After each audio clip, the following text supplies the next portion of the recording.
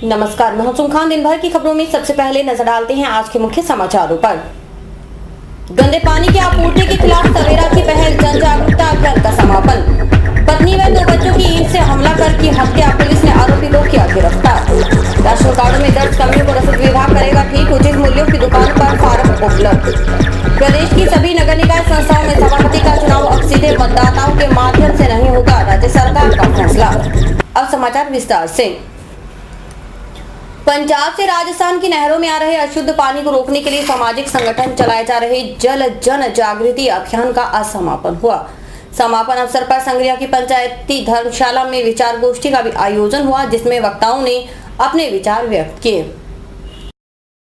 Pilot project के तहत टिब्बी व संग्रिया में चलाए गए जल जन जागृति अभियान के तहत हुई इस गोष्ठी में मुख्य वक्ता मैग्सेस पुरस्कार विजेता जल जन जागृति के प्रणेता पंजाब से आए संत बलवीर सिंह सीचेवाला ने कहा कि शुद्ध जल के लिए आंदोलन समय की जरूरत है। स्वच्छ जल से ही इलाका खुशहाल होगा। उन्होंने कहा कि व्यवस्था व आमजन की उदासीनता से ही पंजाब की नदियों में औद्योगिक अपशिष्ट व सीवरेज डालने का सिलसिला लगातार बढ़ता जा रहा है। इस जहरीले पानी से इलाके में अनेक जानें गई हैं और सैकड़ों लोग गंभीर बीमारियों की चपेट में आ रहे हैं। संत सींचेवाल ने कहा कि पंजाब प्रदूषण नियंत्रण बोर्ड व पंजाब सरकार को इस संबंध में संवेदनशील मुद्दों पर अवगत करवाने के बावजूद कोई कार्रवाई नहीं हो रही, क्योंकि राजस्थान की जनता का दबाव नहीं बन रहा है। पंजाब हिमाचल तो जी साफ सुथरे अमृत वर्ग पानियों के जी इंडस्ट्रीयल वेस्टेज तो म्यूनसिपल कारपोरेशन की वेस्टेज रह रही है, इन्होंने बहुत बड़ा नुकसान किया, जलचर जीव खत्म किए। ये पानी दुआबा मालवा तो राजस्थान के कैंसर ते काले पीलिए जन्म दे रहा, क्योंकि लुधियाने का बुढ़ा दरिया जोड़ा गंदे नाले या बुढ़े नाले के रूप एक कैमिकलों का दरिया पै रहा। इस तरह चिट्टी पई जिद अमृत वर्गा जल से भी जलंधर की फगवाड़े की जी म्यूनसिपल ते इंडस्ट्रीयल वेस्टेज डिग रही है। उन्हें ई ग्रेड पानी जो कैमिकलों वाला पानी जाके दरिया सतलुज मिलता। ये पानी अगे हरी के हैड तो इकट्ठे होकर मालवा ते राजस्थान के लोग इनू सीधे रूप के पानी पी रहा। ये पानी साडे गुरु घरों में भी जा रहा, धार्मिक स्थानों पर भी जा रहा, ये पानी लंगरों में भी वरत्या जा रहा।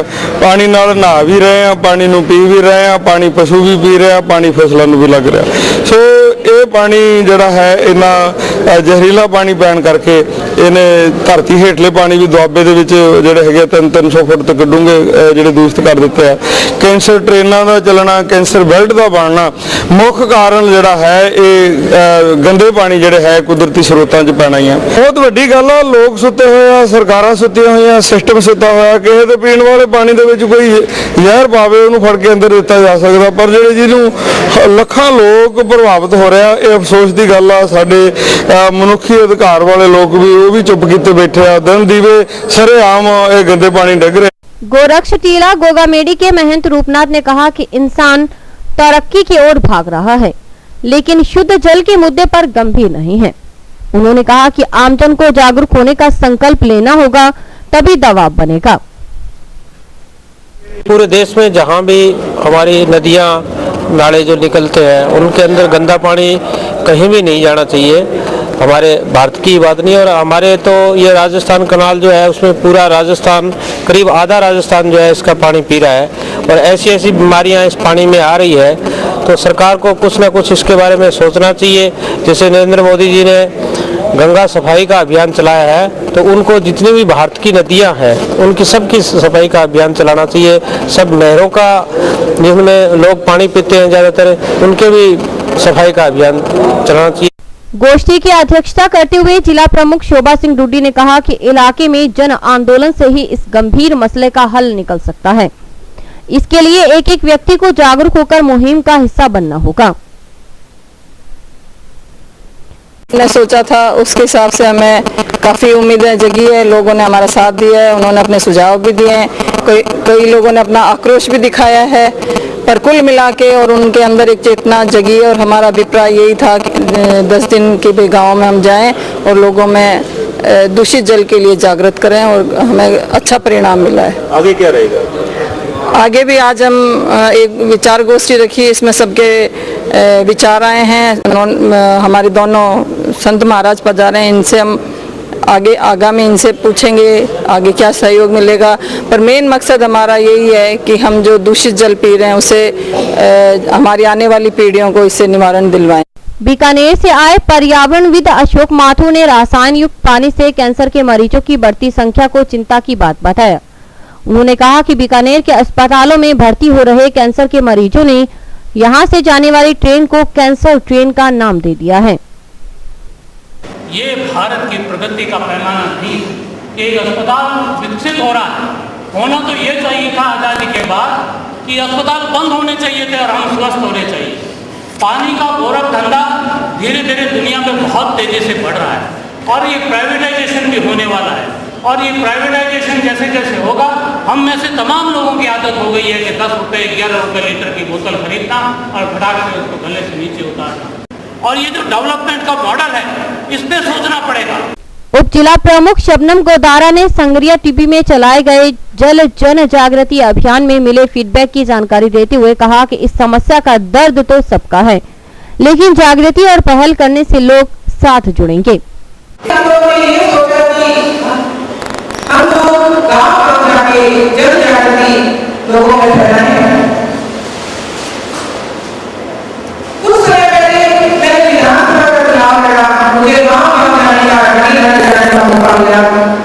जहाँ भी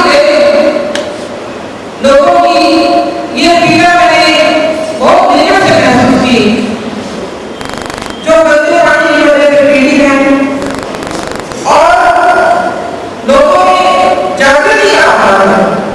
इस मौके पर शिक्षाविद प्रोफेसर सुमन चावला ने कहा कि जब हम गांव में जाते हैं तो पानी गंदा होने की बात सभी करते हैं, लेकिन उच्च स्तर पर कभी ठोस प्रयास नहीं हुए।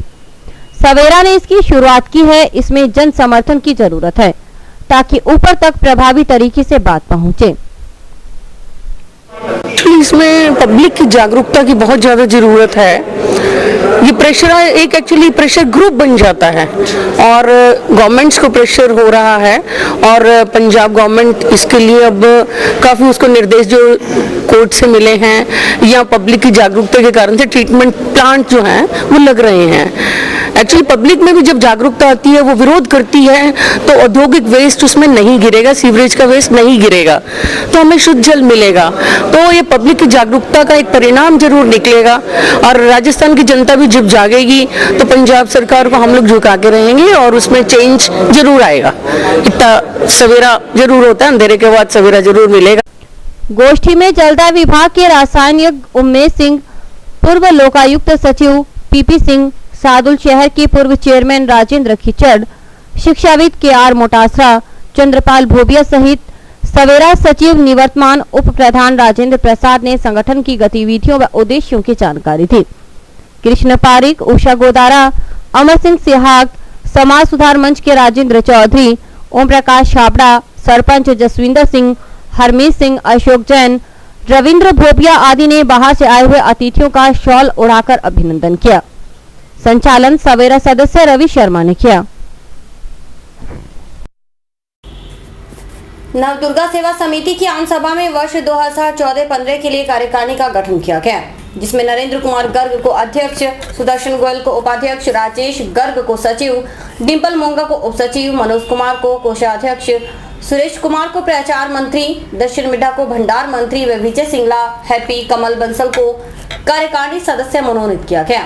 समिति द्वारा 30 जून का मां भगवती का विशाल जागरण करवाने का निर्णय लिया गया। संगरिया तहसील के गांव हरिपुरा में एक ही परिवार के 3 जनों की हत्या से क्षेत्र में सनसनी फैल गई। महिला व उसके 2 नाबालिग बच्चों की निर्मम तरीके से हत्या करने वाला कोई और नहीं बल्कि उनका अपना ही था।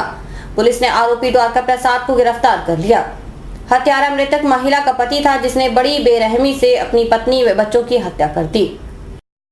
संगरिया के पास गांव हरिपुरा में रहने वाले द्वारका प्रसाद ने मंगलवार रात्रि 11 बजे नींद में सो रही अपनी पत्नी सरला के सिर पर ईंट से वार कर हत्या का प्रयास किया। अपने इरादों में कामयाब होने के बाद आरोपी ने पास में ही सो रहे अपने दोनों बच्चों को भी उसी ईंट के द्वारा सिर पर वार कर मौत की नींद सुला दिया। घटना के बाद आरोपी द्वारका प्रसाद तीनों को मरा हुआ समझकर मौके से फरार हो गया।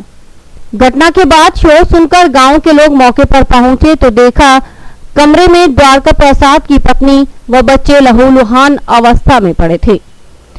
ग्रामीणों ने संभाला तो महिला की सांसें चल रही थी, लेकिन दोनों बच्चों जिनमें 11 वर्षीय रमन व 13 वर्षीय मनीषा ने मौके पर ही दम तोड़ दिया था। लोगों ने घटना की सूचना तुरंत संगरिया पुलिस थाना में दी। सूचना मिलते ही पुलिस में जाब्ता मौके पर पहुंची और घायल महिला को अस्पताल पहुंचा। बच्चों के शव भी पोस्टमार्टम के लिए भिजवाए। महिला के सिर पर चोट इतनी गंभीर थी कि उसने भी इलाज के दौरान अस्पताल में दम तोड़ दिया। पुलिस ने बुधवार सुबह हरिपुरा गांव से ही आरोपी द्वारका प्रसाद को गिरफ्तार कर लिया। संगरिया पुलिस उप अधीक्षक आर.डी. स्वामी ने बताया कि वारदात के पीछे की सच्चाई का खुलासा फिलहाल नहीं हो पाया है। आरोपी से पूछताछ जारी है। रात को करीब 11:30 बजे ग्राम हरिपुरा से सूचना मिली थी कि द्वारका प्रसाद सना बिहारी लाल कुमार ने अपनी पत्नी और अपनी लड़की और लड़के की हत्या की है। सूचना पर पुलिस मौके पर गई और घटनास्थल पर ये व्यक्ति मिला नहीं। आसपास तलाश कर इसको वहाँ से गांव से लेके आए और घटना जो पूछताछ की गई है उसके अनुसार इसने क्रूरता से अपनी पत्नी की हत्या की है। ईंट मारकर, ईंट से सिर्फ ईंट पर चोट मारकर अपनी पत्नी सरला, फिर पुत्र रमन करीब उम्र 13 साल और फिर पुत्री मनीषा करीब उम्र 15 साल की ईंट से मारकर हत्या की है। कारणों का अभी तक कोई खुलासा सामने आया नहीं है। कल दिन भर खेत में काम किया इसने, रात को आया, खाना खाया, खाना खाने के बाद ये सो गए और फिर अचानक उठ के रात को उसने मारा। दिल दहला देने वाली इस घटना को अंजाम देने के बाद आरोपी द्वारका प्रसाद ने कहा कि बस अचानक ही सब कुछ घटित हो गया। मुलजिम द्वारका प्रसाद काफी समय से मानसिक रोग का शिकार था, लेकिन ग्रामीणों के अनुसार पिछले 2 साल से वह लगभग पूरी तरह से ठीक था। पुलिस पूछताछ में आरोपी ने घटना पर पछतावा जाहिर किया व स्वयं के लिए चाल चलन को ठीक नहीं बताया। नहीं, किसी ने नहीं कहा, बस आवेश में आकर मैंने वो मार दिया जी उसको। मैं मेंटली 2 साल से मेंटली था जी, पछतावा तो है ही। जैसे लोग खिलाफ थे जी मेरे, ऐसे महसूस होता रहता था जी मेरे पूरा, बस कई वजह से जी। जैसे कुछ मेरा अपना चरित्र गलत था जी। आपका?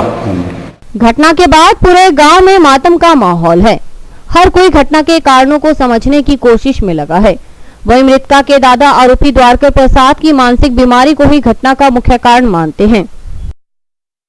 ये सर, ये आपने बताया भी मेरी चरित्र खराब था। ये 2 साल से पहले ही इस तरह से अपना ये गलत चल रहा था।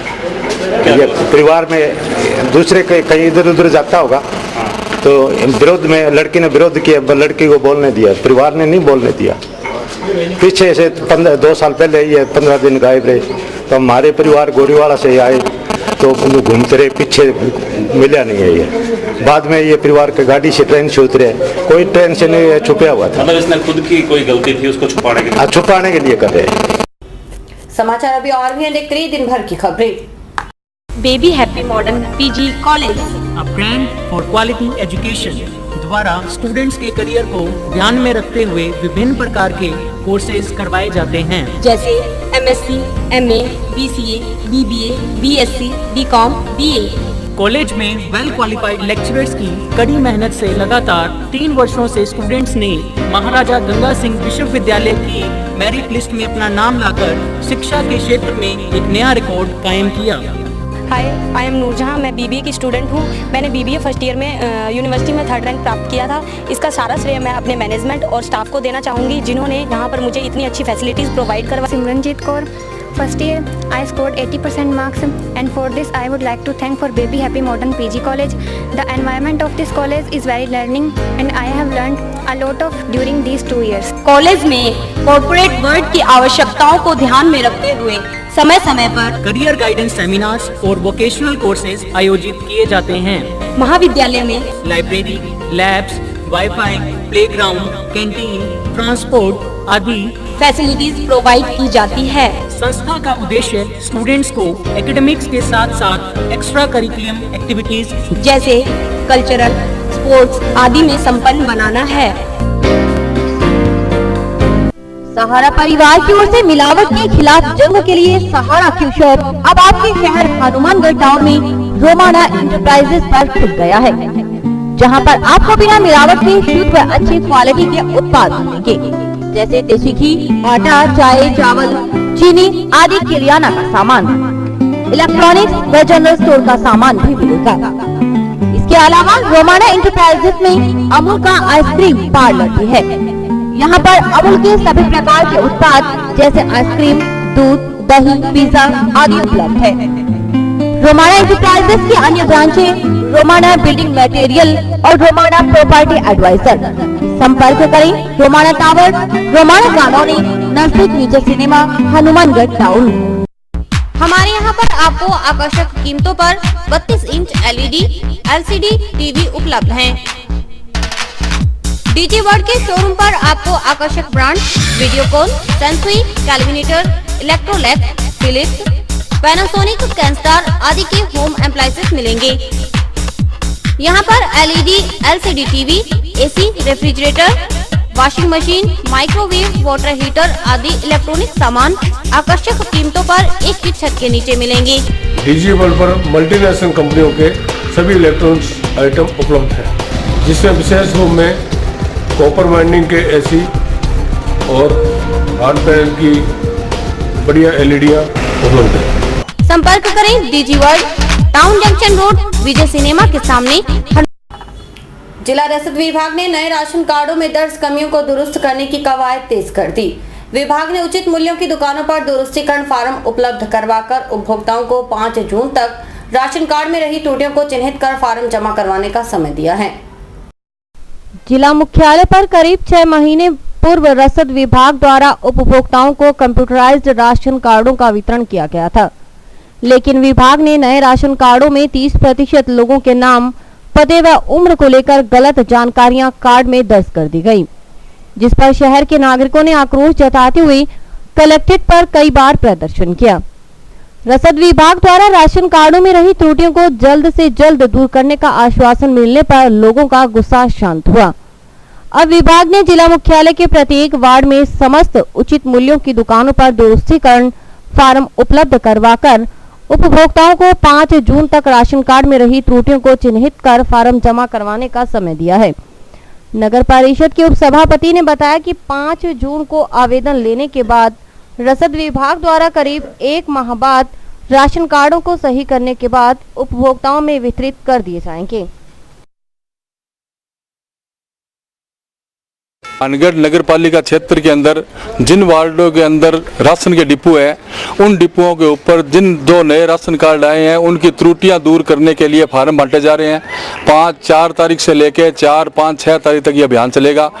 जो वार्डवासी जिनके राशन कार्ड में नाम, पता, उम्र गलत है या जो भी कोई त्रुटि है, वो डिपो होल्डर के पास जाके अपना फार्म लेके वो फार्म भर के कार्ड उस फार्म के साथ लगा के जमा कराना पड़ेगा और 1 महीने 1.5 महीने के अंदर वो ठीक हो के आ जाएगा। राशन कार्डों के अंदर किसी की उम्र गलत है, किसी का एड्रेस गलत है, किसी का BPL का APL बन गया, APL का BPL में किसी भी प्रकार की त्रुटि है, वो सभी DSO विभाग द्वारा ये एक अभियान चलाया गया है, जिसके अंदर आने वाले 15 दिन तक ये अभियान चलेगा। ये जमा करा के फार्म अगले महीने फार्म त्रुटि सही हो गए सबको राशन कार्ड दोबारा वितरित कर दिए जाएंगे। प्रदेश की सभी नगर निकाय संस्थाओं में सभापति का चुनाव सीधे मतदाताओं के माध्यम से नहीं होगा। जी हां, राज्य सरकार ने पिछली कांग्रेस सरकार के इस निर्णय को पलटते हुए कहा कि अब नगर निकाय संस्थाओं के अध्यक्षों का चुनाव पार्षदों के माध्यम से ही करवाया जाएगा। सरकार के निर्णय की कांग्रेस ने आलोचना करते हुए कहा कि इससे भ्रष्टाचार को बढ़ावा मिलेगा। आगामी जो स्थानीय निकायों के चुनाव होंगे, उसमें पिछली बार हमारी कांग्रेस सरकार ने जो है डायरेक्ट चुनाव किए थे और अब भाजपा की सरकार ने उन डायरेक्ट चुनावों को चेंज करके एक ऑर्डिनेंस के द्वारा दोबारा वही उसी पद्धति पे पार्षदों से करवाने के लिए अध्यादेश निकालने जा रही है। मैं कहता हूँ अगर पुराने उस एक्ट के अंदर कोई खामी थी तो जनता से सुझाव मांग के उनके अंदर संशोधन करने का प्रयास करना चाहिए था पहले, सीधा इस तरह से नहीं कि पार्षद किसी पार्टी के आ गए और चेयरमैन किसी पार्टी के आ गया तो उसके अंदर काम नहीं होता था। चेयरमैन को पूरी शहर की जनता चुनती थी, उससे एक शहर का कोई सम्राट नागरिक चुन के आता था। अब वही पहले वाली खरीद फरोख्त की राजनीति शुरू हो जाएगी और हर टाइम चेयरमैन के ऊपर अविश्वास की तलवार लटकेगी तो वो सही ढंग से काम भी नहीं कर पाएगा। तो मेरा ये मानना है कि अगर उस एक्ट के अंदर कोई कमी थी तो उन कमियों के बारे में जनता से सुझाव मांगते, एक्सपर्ट से सुझाव मांगते और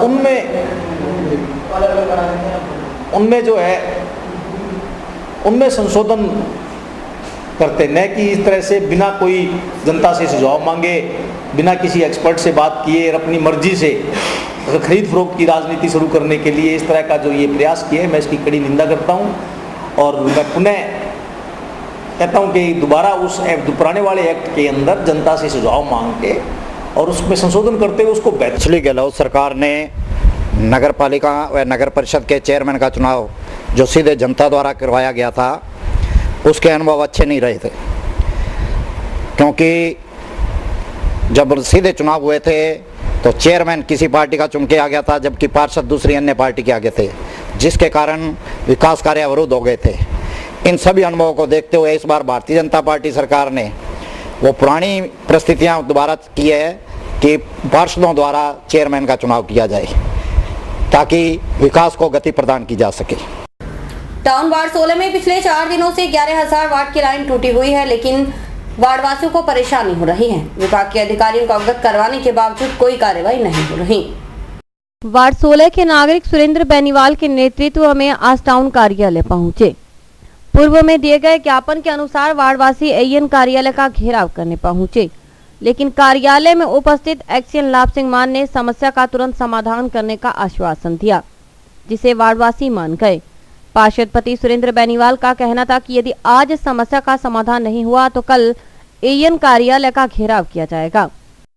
वार्ड नंबर 16 में 18 HMS की ढाणियों पे जो 4 दिन से 11,000 की लाइन जो टूटी हुई है, उस लाइन को लेकर के हमने जो एएन साहब को ज्ञापन दिया था और आज जब उनसे घेराव की बात थी तो हम लोग जब उनसे मिलने के लिए गए तो वहाँ पे मौके पे एक्सीएन साहब भी पहुँचे हुए थे और उन्होंने हमें आश्वस्त किया है कि शीघ्र इस समस्या का समाधान कर दिया जाएगा। जागो नारी संगठन, इसका उद्देश्य महिलाओं व बालिकाओं को जागरूक कर आत्मनिर्भर बनाना है। जागो नारी संगठन द्वारा 5 जून को 15 दिवसीय कैंप का आयोजन किया जाएगा। सुरेशिया के दून सीनियर सेकेंडरी स्कूल में लगने वाले शिविर में महिलाओं को ब्यूटिशियन, हैंडीक्राफ्ट, पेंटिंग, मेहंदी आदि का निःशुल्क प्रशिक्षण दिया जाएगा। संगठन की जिला संयोजिका मोनिका संवार ने इस बारे में विस्तार से बताया। जागो नारी संगठन की तरफ से 5 जून को एक निःशुल्क कैंप का आयोजन किया जा रहा है। इस शिविर का मुख्य उद्देश्य महिलाओं एवं बच्चों में जन जागृति लाना है और उनका आत्मविश्वास बढ़ाना है। तो इसका मुख्य जो ये कैंप का आयोजन किया जा रहा है, ये Doon senior secondary school ward number 40 में है और 5 तारीख को इसकी ओपनिंग है। इस शिविर में महिलाओं एवं बच्चों के उत्थान के कार्य के लिए एक सिलाई, कढ़ाई, मेहंदी, पेंटिंग, हैंडीक्राफ्ट, ब्यूटिशियन के कोर्स इत्यादि कराए जाएंगे और समय समय पर बाहर से हम लोग अपने विशेषज्ञ जो भी जिस क्षेत्र में विशेषज्ञ होंगे उनको गणमान्य अतिथियों को बुलाकर हम बच्चों की काउंसलिंग करवाएंगे। और अभी वक्त है हेडलाइंस का।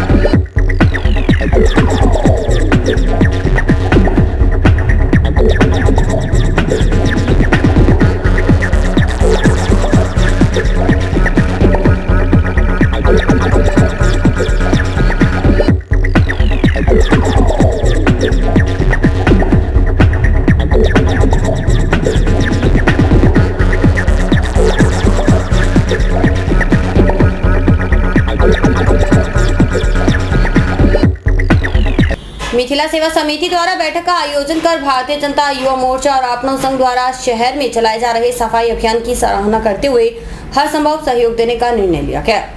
समिति सदस्यों ने कहा कि एक वार्ड को समिति द्वारा सफाई के लिए गोद लिया जाएगा। श्री अरुणवंश सभा हनुमानगढ़ टाउन के 8 जून को होने वाले वार्षिक चुनाव की तैयारियों को लेकर उम्मीदवार सक्रिय हैं। चुनाव के लिए नामांकन पत्र दाखिल करने की अंतिम तिथि गुजरने के बाद विभिन्न पदों के लिए चुनाव लड़ रहे उम्मीदवार मतदाताओं से संपर्क साध रहे हैं। टाउन स्थित श्री अरुणवंश सभा के वार्षिक चुनाव 8 जून को होंगे। चुनाव के लिए आवेदन करने का समय समाप्त होने के बाद घोषित उम्मीदवार अपने चुनावी अभियान में जुट गए हैं।